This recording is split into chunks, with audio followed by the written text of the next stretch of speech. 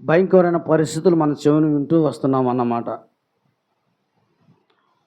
ఉదయకాల సమయంలో ఉన్నవారు సాయంత్రానికి ఎన్నో వార్తలు మనం వింటున్నాం. అది కొంతమంది యాక్సిడెంట్ల ద్వారాను లేదా అనారోగ్యమైన పరిస్థితుల ద్వారాను చాలామంది విచిత్రమైన వార్తలు. అరే ఏంటి ఇప్పుడు దాకా బాగానే ఉన్నాడు కదా, ఇప్పుడే కదా మేము మాట్లాడింది, ఇంతలోనే ఏమైంది, అసలు ఏం జరిగింది, ఎట్లాగుంది, ఇలాంటి చాలా వింటున్నాము. అయితే దేవుడు మనల్ని ప్రేమించి క్షేమముగా సజీవులుగా ఉంచుతూ అని ఎంతో మనల్ని కాపాడుతూ వస్తున్నాడు కనుక దేవుని మనం ఏం చేయాలి? ఆరాధించాలి. ఆయన్ని ఆరాధించక మునుపు పరిశుద్ధ గ్రంథములో నుండి కొన్ని మాటలు మనం క్లుప్తంగా చూసుకొని ప్రభువైన యేసుక్రీస్తు వారిని ఆరాధించడానికి భక్తులమై ఉందాము. అందరికీ తెలిసిన భాగమే మత్తయి సువార్త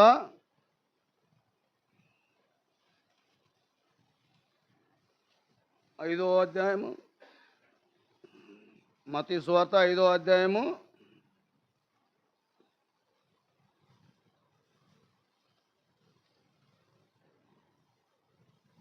8వ వచనము. అందరం కలిసి చదువుకుందాము. మత్తయి సువార్త 5వ అధ్యాయము 8వ వచనము చదవండి.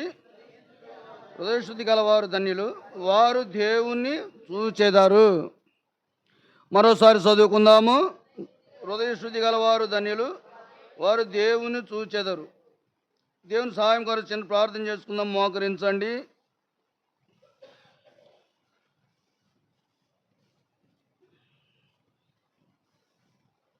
ప్రేమ నమ్మకం మా దేవ, కృపా సత్య సంపూర్ణుడా, జీవము కలిగిన మా నాయన, దయ కలిగిన మా ప్రభువా, నీతిమంతుడా, నీతికి ఆధారభూతుడా, నీకే వందనములు, స్తోత్రాలు. మా ప్రభును, రక్షకుడును, విమోచకుడు, మీ యొక్క ఏకైక ప్రియకుమారుడు ప్రభువైన యేసుక్రీస్తు వారిని బట్టి అయా నీకు వందనములు, స్తోత్రాలు చెల్లిస్తున్నాము. ఇంతవరకు కూడా మా నాయన ఈ పరిచర్య విషయంలో పాటల్లో మీరు మహిమ పొందుతూ వచ్చారని నేను స్తుతిస్తున్నాము. అయా నేను ఆరాధించడానికి, అయా మమ్మల్ని సిద్ధపరచడానికి మీరు మాతో మాట్లాడిన మీ యొక్క లేఖనాలను బట్టి కూడా వందనములు, స్తోత్రాలు. సహాయపడుతూ రండి అయా, మీరేమి కృప చూపించండి. మీరు మీ నామని మహిమ పొందమని కూడా ప్రార్థిస్తూ మీ సహాయమును కోరుకుంటున్నాం. వచ్చిన బిడ్డలపై మీ హస్తాలు ఉంచండి. రావాల్సిన వారిని సమయానికి నడిపించండి. అయా నిన్ను స్తుతించి ఆరాధించే గొప్ప భాగ్యమును మాకును వారికి కూడా దయచేయమని ప్రార్థిస్తూ సహాయమును కోరుకుంటున్నాం. దేవానికి వందనములు, స్తోత్రాలు. దేవుడు ఆత్మ కనుక ఆరాధించేవారు ఆత్మతోనూ సత్యముతోనూ ఆయన ఆరాధించాలని నీ వాక్యం సెలవిస్తుంది.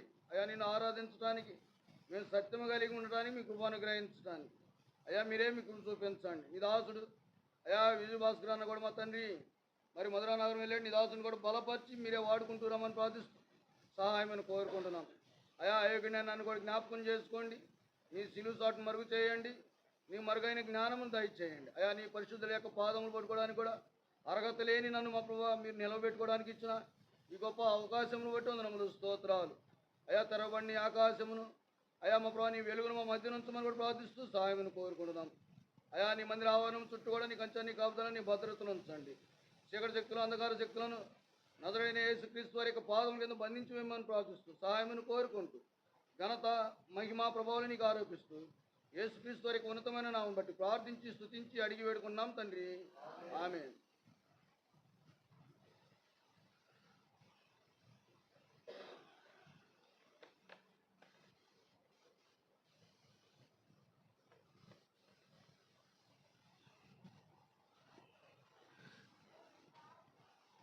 బయట ఎండలు బాగా ఉన్నాయని మరి అన్న కూడా అన్నా ఎర్లీగానే ప్రారంభిస్తున్నాము. సాధ్యమైనంత వరకు 11 లేదా 11:30 కల్లా ముగించమని చెప్పాడు. వీలైతే ప్రభు చిత్తమైతే 11ంటికే మరి ముగించడానికి ప్రయత్నం చేద్దాము. అయితే దేవుణ్ణి ఆరాధించక మునుపు పరిశుద్ధ గ్రంథములో నుండి చదవండి ఒక్క మాట. హృదయశుద్ధి గలవారు ధన్యులు, వారు దేవుణ్ణి చూచెదరు. దేవుణ్ణి చూడాలంటే ఏం చేయాలి? వాక్యం మీరు చాలాసార్లు వినే ఉంటారు. అంటే వారికన్నా గొప్పవాడిని కాదు. నేను అంతకు ముందర వచ్చినప్పుడు నేను చెప్పా 10th క్లాస్లో ఫస్ట్ ఏం చేశాను, ఫస్ట్ క్లాస్తో ఫెయిల్ అయ్యాను.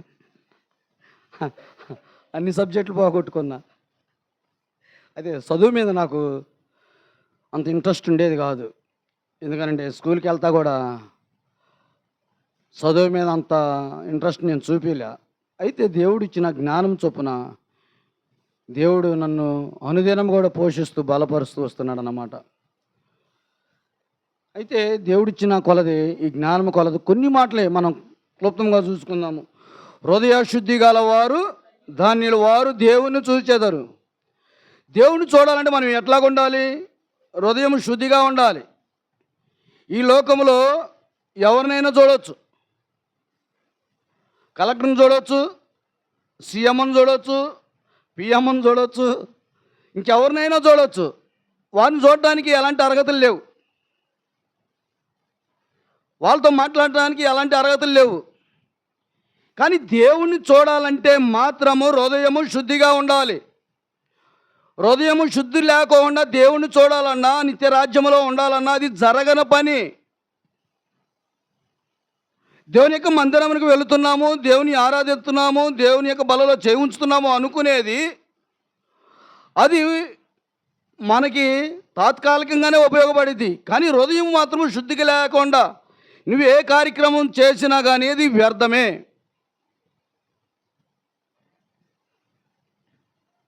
మొట్టమొదట హృదయం అనేది శుద్ధిగా ఉండాలి. మన మాటలు, మన క్రియలు, మన తలంపులు, మన యొక్క ఆలోచనలు అన్ని విషయాల్లో కూడా ఎంతో భయభక్తులు కలిగి జీవించాలి. దేవుడు అందును బట్టి మనల్ని కోరుకుంటున్నాడు హృదయము శుద్ధిగా ఉండాలని. దేనికని దేవుడు మరి హృదయాన్ని శుద్ధిగా ఉండాలని దేనికి కోరుకుంటున్నాడంటే, హృదయం అన్నిటికంటే మోసకరమైనది, అది ఘోరమైన వ్యాధి కలిగినది. ఆ వ్యాధి ఈ లోకంలో ఉన్న ఏ డాక్టర్ కూడా మరి స్వస్థపరచలేడు. ఆ వ్యాధి పోవాలంటే ఎవరి వల్ల కాదు. ఆ వ్యాధిని మన నుండి దూరం చేయాలంటే ఒకే ఒక వ్యక్తి, ఆ వ్యక్తే ప్రభువైన యేసుక్రీస్తు వారు. వారు మాత్రమే హృదయాన్ని శుద్ధి చేయగలుగుతాడు. అందును బట్టే మనం ఒక మాట చూద్దాం. చూడండి, హృదయము ఎంత భయంకరమైన పరిస్థితులు అంటే అంత భయంకరమైన పరిస్థితుల్లో ఉంటున్నాం. ఎందును బట్టి అంటే హృదయము, చూడండి ఒక మాట,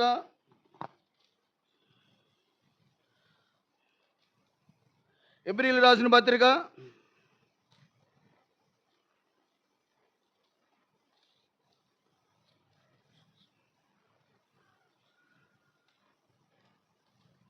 3వ అధ్యాయం 13వ వచనం చదువు ఒకసారి. నేను ఆయన నమ్ముకొని ఉందును, నేడు మీరు ఆయన శబ్దం వినినెడల కోపము పుట్టించినప్పుడు వలె మీ హృదయములను కఠినపరుచుకొనకూడదు అని. ఎందుకంటే మానవిక హృదయము కఠినమైన హృదయము. మానవిక హృదయము అది ఎంత ఘోరమైనదంటే, ఎంత కఠినమైనదంటే అంత కఠినమైన హృదయము. మానవిక జీవితం అంతా కూడా కఠినమైన జీవితంలో ఉంటున్నాడు. ఎందుకని ఎంత కఠినమైన జీవితాన్ని జీవిస్తున్నాడంటే, మొట్టమొదటి మానవుడే దేవుని యొక్క మాటను, ఆజ్ఞను అతిక్రమించాడు. దేవుని యొక్క మాటను ఎప్పుడైతే అతిక్రమించి పాపమును తీసుకొని వచ్చాడో, ఆనాటి నుండి ఈనాటి వరకు కూడా మానవుని యొక్క హృదయం కఠినమైపోయింది. ప్రేమ లేని జీవితము, దయలేని జీవితము, వారి యొక్క జీవితాల్లో కఠినమైన జీవితంలో ఉంటున్నారు. దానిని బట్టి చూస్తుంటే మానవుని యొక్క హృదయం ఎట్లాంటిదంటే అది ఘోరమైన పాపముతో నింపబడినది. అందుకని అంటాడు కీర్తనకారుడు కూడా అంటాడు, నా తల్లి గర్భంలో నేను పుట్టినది మొదలుకొని గర్భంలోనే నా తల్లి నన్ను ఏం చేసింది? పాపములో కొంటూ. మానవుని యొక్క జీవితం అంతా కూడా పాపములోనే ఉంటున్నాడు. ఈ పాపములో ఉన్న ఈ మానవుడు కఠినమైన జీవితంలో జీవిస్తూ వస్తున్నాడు అన్నమాట. హృదయాన్ని కఠినపరుచుకుంటూ వచ్చాడు. అందును బట్టే దేవునికి దూరం అవుతూ వచ్చాడన్నమాట. అందుకని ఇంకో మాట కూడా రాయబడుతూ వచ్చింది. చూడండి, ఒక్క మాట చూద్దాము. మానవుని యొక్క హృదయం ఎట్లా ఉందంటే,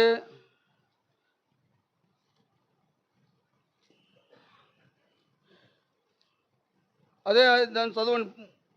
ఎబ్రిల్ రాసిన పత్రిక 3:10 ఒక్క మాట అక్కడ రాయబడుతూ వచ్చింది. కావున విసికి హృదయ ఆలోచనలలో తప్పిపోవచ్చున్నారు. హృదయ ఆలోచనలలో తప్పిపోయిన జీవితము. ఎందులో నుండి తప్పిపోయారు? హృదయ ఆలోచనల ద్వారా. వారి యొక్క హృదయాన్ని కఠినపరుచుకొని తప్పిపోయిన పరిస్థితి.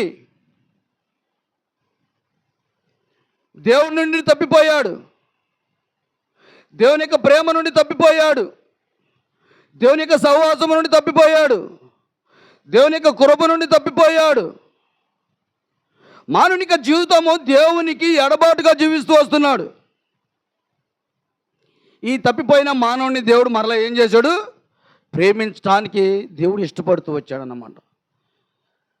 ఈ తప్పిపోయిన ఈ మానవుని మరలా దగ్గర చేర్చుకోవడానికి దేవుడు ఇష్టపడుతూ వచ్చాడు. ఈ తప్పిపోయిన మానవుని మరలా దేవుని యొక్క సంఘంలో సహవాసంలో సమకూర్చుకోవడానికి దేవుడు ఇష్టపడుతూ వచ్చాడు. తప్పిపోయిన వ్యక్తులు కొంతమంది ఉన్నారు. చూద్దాం ఒక మాట. అందరూ తెలిసిన భాగమే. లూకా సువార్త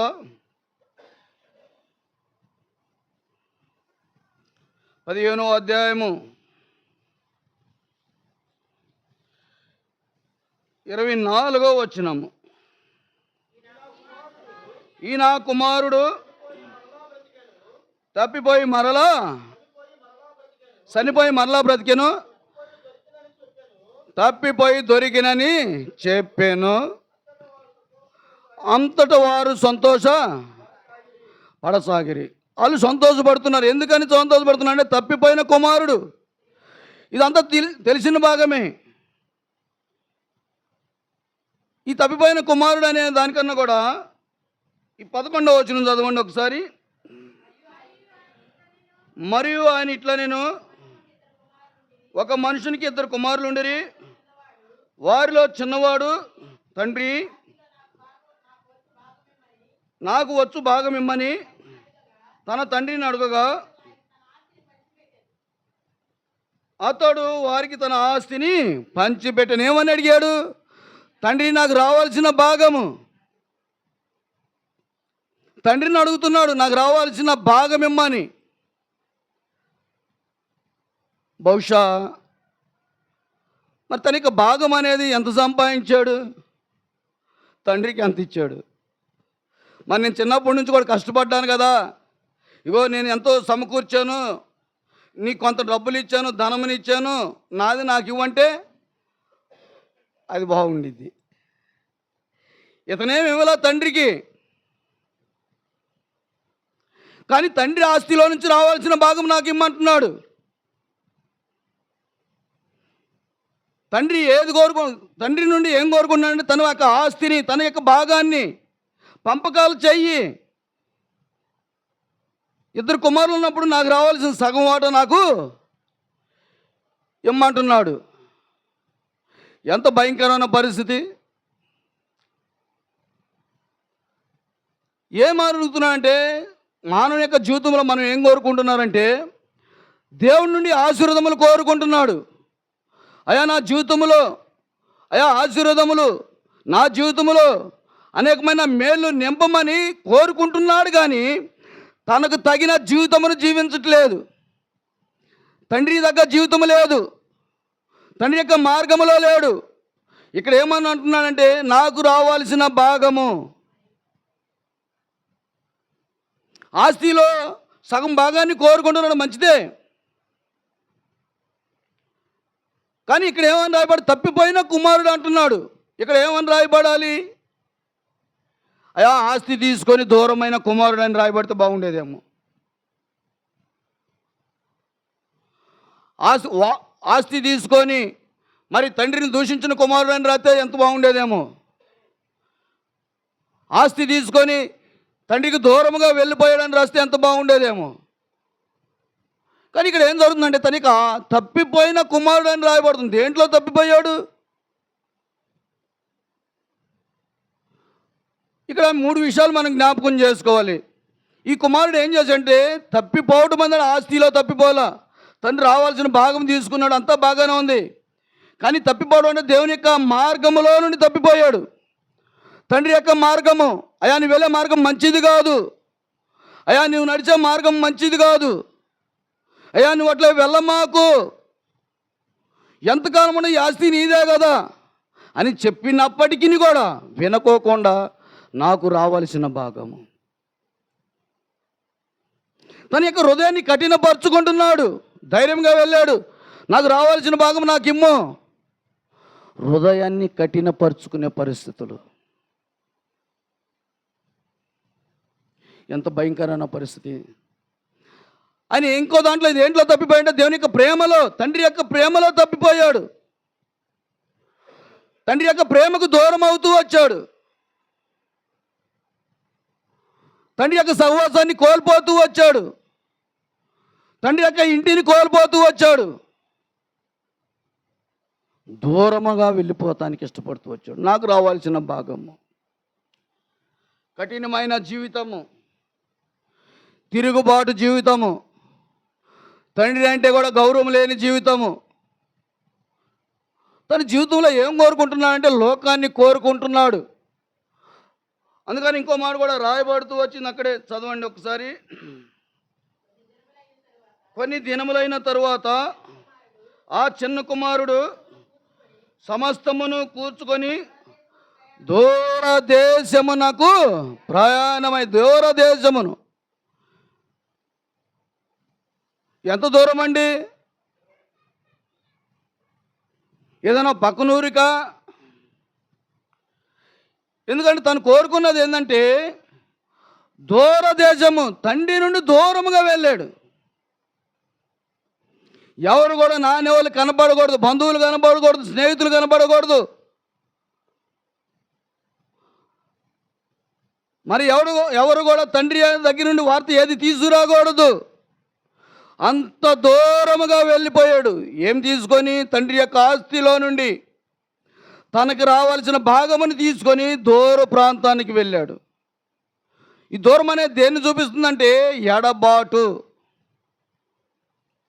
మానవునిక జీవితంలో కూడా దేవునికి మానవుడికి ఎడబాటు వచ్చింది. దేనిని బట్టి? కఠినమైన జీవితమును బట్టి. ఈ మానవుడు దేవుని యొక్క ప్రేమను, దేవుని యొక్క సంఘమును, దేవుని యొక్క సహవాసాన్ని కోల్పోతూ వచ్చాడు. మానవుడు దూరమును కోరుకుని ఎడబాటును కోరుకున్నాడు, దేవుని యొక్క ప్రేమను పోగొట్టుకున్నాడు.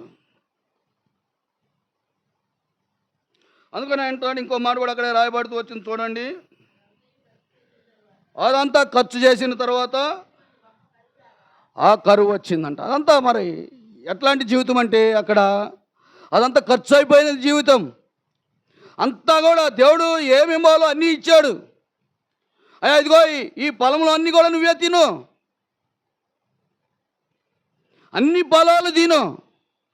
కానీ ఒక్కడ తినొద్దన్నప్పుడు తన యొక్క కఠినమైన హృదయాన్ని ఆలోచన చేసుకొని ఏదైతే చేయొద్దన్న పని చేస్తూ వచ్చాడో, ఏదైతే తీసుకోవద్దన్న దాన్ని తీసుకుంటూ వచ్చాడో, ఏదైతే తినకూడదన్న దాన్ని తింటూ వచ్చాడో, దేవునికి దూరం అవుతూ వచ్చాడు. ఆనాటి నుండి ఈనాటి కూడా మానవుని యొక్క జీవితము దేవునికి దూరముగా చూపిస్తూ వచ్చాడు. ఎంత దూరం అంటే భయంకరమైన పరిస్థితులు, అంధకారమైన పరిస్థితులు, తనకి హృదయాలోచన కఠినముగా చేసుకుంటూ వచ్చాడు. హృదయంలో ఉన్నదంతా కూడా మత్తయి సువార్త చూడండి ఒక్క మాట, 5వ అధ్యాయం 9వ వచనం చదువు ఒకసారి. క్షమించండి, 15వ అధ్యాయం 20వ వచనం చదువు ఒకసారి. మత్తయి సువార్త 15:20.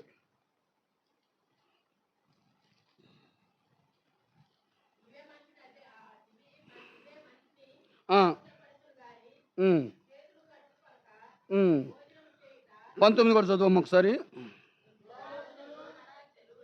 దురాలోచనలు, నరహత్యలు, వ్యభిచారములు, వేశ్యాగమనములు, దొంగతనములు, అబద్ధ సాక్ష్యములు, దేవదూషణములు హృదయములో నుండే.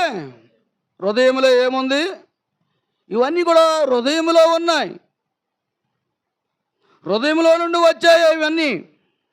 అందుకనే హృదయం అన్నిటికంటే మోసకరం అనేది, అది ఘోరమైన వ్యాధి కలిగినది. మానవుడు ఈ హృదయ ఆలోచనల వల్ల దేవుని యొక్క ప్రేమను పోగొట్టుకున్నాడు. ఈ హృదయ ఆలోచనల వల్ల దేవునికి దూరం అవుతూ వచ్చాడు. ఈ హృదయ ఆలోచనల వల్ల హృదయాన్ని కఠినపరుచుకుంటూ వచ్చాడు. ఈ హృదయ ఆలోచనల వల్ల తను దేవుడు ఆశీర్వదించిందంతా కూడా ఖర్చు పెడుతూ వ్యాపరుస్తూ వచ్చాడు. ఈ హృదయ ఆలోచనల వల్ల దేవునికి దూరం అవుతూ వచ్చాడు. దేవుని ప్రేమను కోల్పోయాడు, సహవాసాన్ని కోల్పోయాడు, దేవుని యొక్క మార్గాన్ని కూడా తప్పిపోతూ వచ్చాడు. తప్పిపోయిన కుమారుడు తన యొక్క జీవితంలో ఎక్కడి నుండి తప్పాడంటే మార్గములో నుండి తప్పిపోయాడు. దేవుని యొక్క మార్గములో నుండి మానవుని యొక్క జీవితం తప్పిపోతూ వచ్చింది. అలాంటి ఈ మానవుడిని, అలాంటి నిన్ను నన్ను కూడా దేవుడు ప్రేమించాడు. నా కుమారుడు అని వెళ్ళే మార్గము సరైనది కాదు. అయ్యా నేను నిన్ను ప్రేమిస్తున్నాను, అయ్యా ఇదంతా కూడా నీదే కదా, ఇగో నీ కొరకు రాజ్యాన్ని సిద్ధపరిచాను, ఆ రాజ్యంలో నీవు ఉండాలి అని మానవుడికి దేవుడు ఎంత చెప్పినప్పటికీ కూడా తన యొక్క హృదయ ఆలోచనల వల్ల దేవుని యొక్క మార్గాన్ని విడిచిపెడతానికి తప్పిపోయే ఆలోచనలో ఉంటూ వచ్చి తప్పిపోతున్నాడు. అందును బట్టి ఇంకో మాట కూడా రాయబడుతూ వచ్చింది. చూడండి,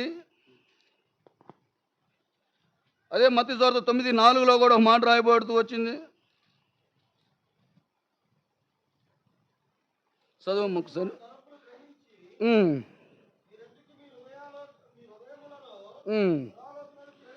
దురాలోచనలు చేసి మానవుని జీవితం అంతా కూడా దురాలోచన దురాలోచన దురాలోచన.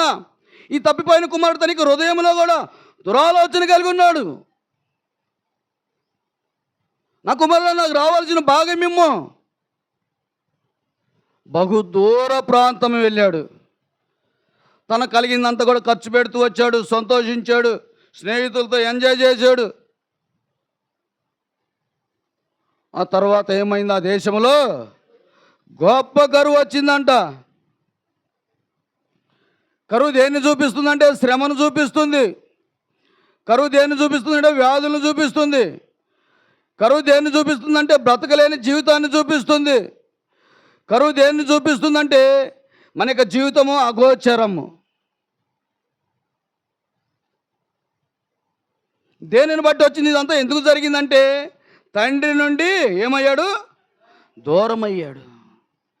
ఎప్పుడైతే తండ్రి నుండి దూరం అయ్యాడో తనకు కావాల్సినవి కూడా అక్కడ అనేకమైన బాధలు, అనేకమైన కష్టాలు, అనేకమైన శ్రమలు, అనేకమైన శోధనలు, అనేకమైన వ్యాధులు తన యొక్క జీవితంలో. ఒక మాట చదవమ్మ, ఒక మాట లూకా సువార్త 15వ అధ్యాయంలో. ఖర్చు చేసిన తర్వాత గొప్ప కరువు రాగా ఇబ్బంది పడుతూ వచ్చాడంట. ఆ తర్వాత చేరెను, పంపెను, పందులు తిని పట్టుతో ఆశపడని కానీ ఎవడను వానికి ఏమి ఇవ్వలేదు. అయితే బుద్ధి వచ్చినప్పుడు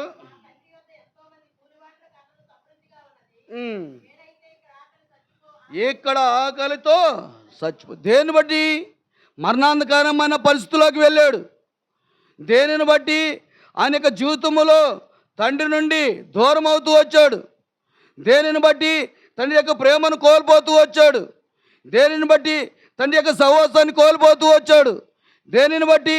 తండ్రి యొక్క ఇంటికి దూరం అవుతూ వచ్చాడు. అందును బట్టి ఆయన ఏం చేశాడంటే మరణాంధకారమైన పరిస్థితులు వచ్చినాయి అన్నమాట. అప్పుడు మరలా తండ్రి ఇల్లు గుర్తుకొచ్చిందన్నమాట. అయ్యో నేను ఆకలితో ఇక్కడ చనిపోవచ్చు. మనకి జీవితంలో, ఆత్మీయమైన జీవితంలో కూడా మనం ఆలోచిస్తే ఒకప్పుడు దేవుని యొక్క ప్రేమకు దూరంగా ఉన్నాము, దేవుని యొక్క సంగమునకు దూరంగా ఉన్నాము, దేవుని యొక్క సహవాసానికి దూరంగా ఉన్నాము, దేవుని యొక్క ప్రేమకు దూరంగా ఉన్నాము, దేవుని యొక్క ఇంటికి దూరముగా ఉన్నాము. ఎక్కడో పాపములో, చీకటిలో, అంధకారములో మరణాంతకరమైన పరిస్థితుల్లో ఉన్నప్పుడు దేవుడు మనల్ని జ్ఞాపకం చేసుకున్నాడు. దేవుని యొక్క మార్గం తప్పిపోయి ఇష్టానుసారంగా జీవించినప్పుడు దేవుడు మనల్ని జ్ఞాపకం చేసుకున్నాడు. నా కుమారుడా, నా కుమార్తె, నువ్వు వెళ్ళే మార్గం మంచిది కాదు. అయ్యా, ఇదిగో నీ మార్గం ఇది. నీ మార్గము సత్యమైన మార్గము, నీ మార్గము జీవమైన మార్గము. ఈ మార్గంలో జీవించు. మనల్ని ఆ మార్గంలోని తీసుకురావడానికి ప్రభువైన యేసుక్రీస్తు వారు, ఆ దేవాతి దేవుడే సాక్షాత్తు 2026 సంవత్సరాల క్రితం ఈ లోకానికి వచ్చి నిన్ను నన్ను ప్రేమించి నీ కొరకు నా కొరకు ఆ కలవరి శిలువలో వేలాడడానికి ఇష్టపడుతూ వచ్చాడు. నీ కొరకు నా కొరకు ఆ కలవరి శిలువలో రక్తమును చిందించడానికి ఇష్టపడుతూ వచ్చాడు. నీ కొరకు నా కొరకు ఆ కలవరి శిలువలో ప్రాణం పెట్టడానికి ఇష్టపడుతూ వచ్చాడు. దేనిని బట్టి అంటే మన యొక్క జీవితం తప్పిపోయాము కనుక, పాడైపోయాము, లోకములో ఉన్నాము, లోకాశల్లో ఉన్నాము.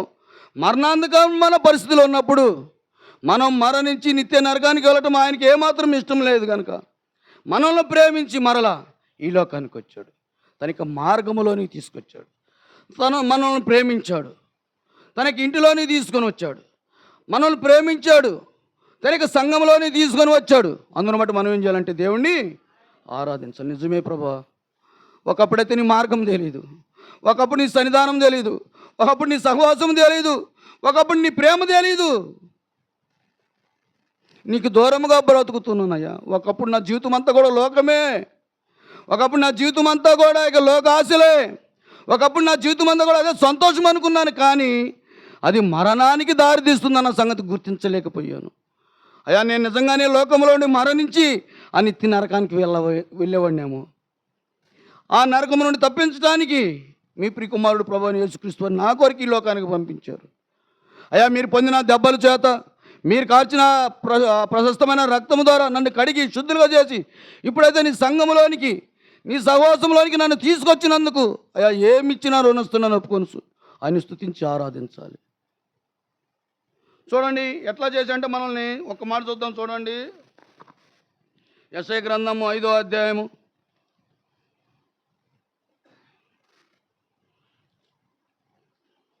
26వ వచనం చదువు ఒకసారి.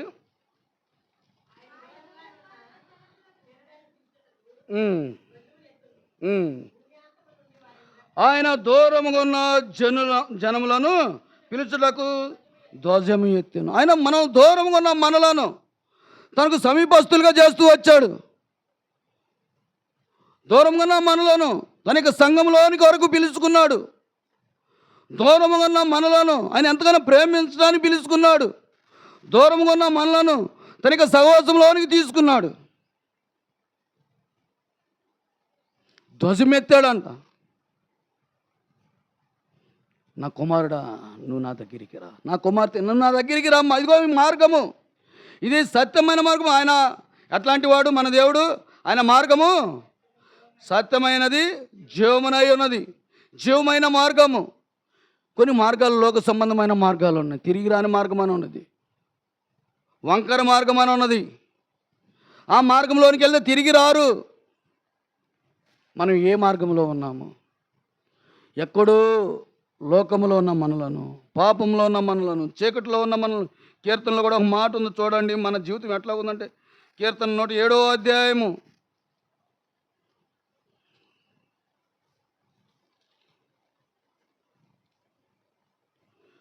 107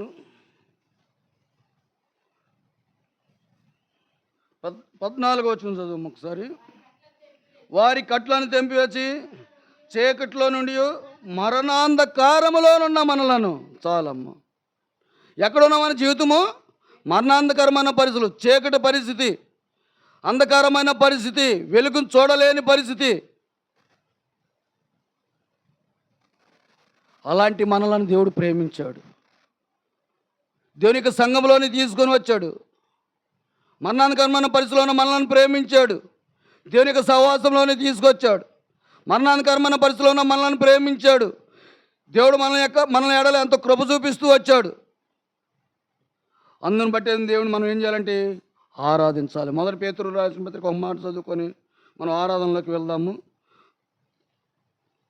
మొదటి పేతురు రాసిన పత్రిక, అక్కడ కూడా ఒక మాట ఉంది. మన జీవితం ఎట్లాంటిదంటే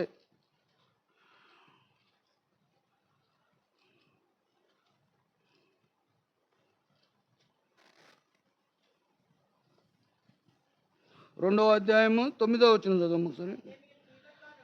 అయితే మీరు చీకట్లో నుండి ఆశ్చర్యమైన తన వెలుగులోనికి మిమ్మల్ని పిలిచిన వాని గుణాతిశయం. ఎలాంటి పరిస్థితుల్లో పిలిచాడు మనల్ని? చీకట్లో ఉన్న మనలను పిలుచుకున్నాడు.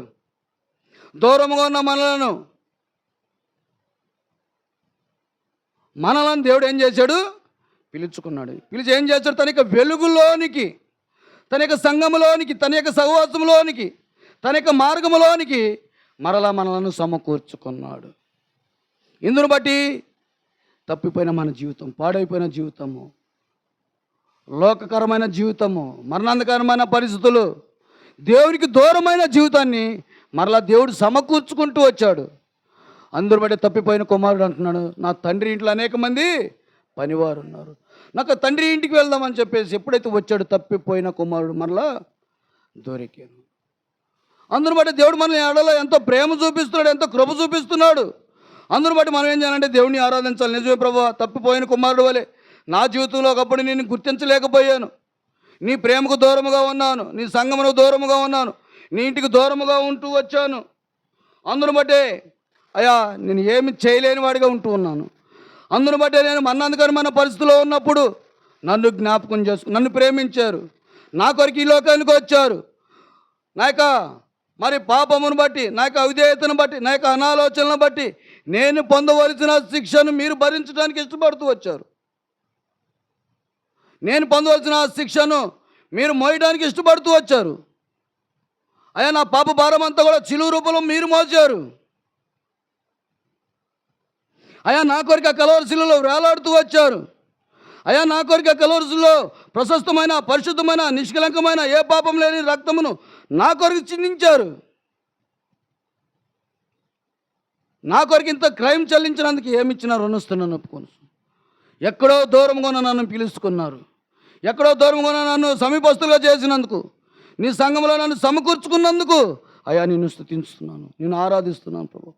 అయ్యా నేను కనపరిచే ఈ గొప్ప ధన్యత నాకు ఇచ్చినందుకు ఏమి ఇచ్చినా రుణస్తున్నాను. దేవుడిని మనం ఏం చేయాలి? ఆరాధించాలి, దేవుని కనపరచాలి.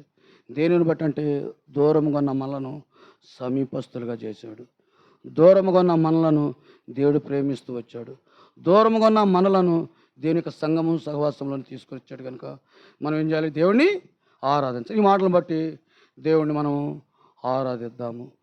చరణం పడదాము. ఒక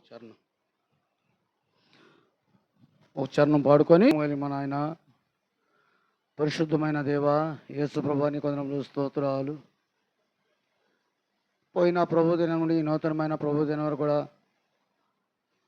నన్ను కూడా ప్రేమించి సజీవ లెక్కలో ఉంచి నీ మందిర ఆహ్వానము, నీ పరిశుద్ధ స్థలంలో, నీ పరిశుద్ధులు ఎదుట నేను కూడా మా ప్రభావ మీ పాదంలో పెట్టుకునే గొప్ప ధన్యతను నాకు ఇచ్చినందుకు వందనములు స్తోత్రాలు. ఈ యొక్క ఉదయకాల సమయం మా తండ్రి నీ దాసుడి ద్వారా మీరు బయలుపరిచిన నీ లేఖనాలను బట్టి కూడా వందనములు స్తోత్రాలు. హృదయశుద్ధి గలవారు ధన్యులు, వారు దేవుని చూసేదరని నీ వాక్యము సెలవిస్తుంది. హృదయము శుద్ధి లేకోకుండా అయ్యా నిన్ను చూడటానికి కానీ ఆ నిత్య రాజ్యంలో చేరటానికి కూడా అర్హత లేని వారిగా ఉంటున్నాము. అలాంటి మమ్మల్ని మా ప్రభువా తప్పిపోయిన కుమారుడు వలె అయా నా జీవితాన్ని గడుపుతూ వచ్చాము. అయా ప్రేమలో తప్పిపోయాము, సహవాసము సంఘములో తప్పిపోతూ వచ్చాము, నీ మార్గములో తప్పిపోతూ వచ్చాము. అయా నీకు దూరముగా ఉంటూ వచ్చాము.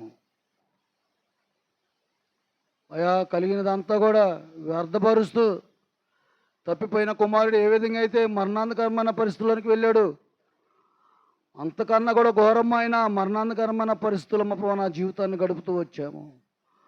లోకములో, లోక ఆశల్లోనూ, చీకటిలోనూ, అంధకారములో ఉంటూ వచ్చాను. నా నెవలి లేని జీవితంలో జీవిస్తూ వచ్చాము. ఆదరణ లేని జీవితము, ప్రేమ లేని జీవితము, అయా ఇష్టానుసారంగా జీవిస్తూ వచ్చాను. లోకమే శరణ్యం అనుకున్నాను, కానీ అయా లోకములో ఉన్నదంతయు పాపం అనేది గుర్తించలేని వాడిగా ఉంటూ వచ్చాను. నా స్థితిని బట్టి చూస్తే నేను పాపములో ఉండి మరణించి నిత్య నరకానికి వెళ్ళవలసిన వాడిని. అయా పాపము, మరణము, నరకము నుండి తప్పించడానికి మీరు మరలా నన్ను ప్రేమించారు ప్రభా. ప్రేమించడమే కాదు, నా పాప దోషమును, నా పాప భారమంతా కూడా శిలువ రూపంలోని వేయడానికి ఇష్టపడుతూ వచ్చారు.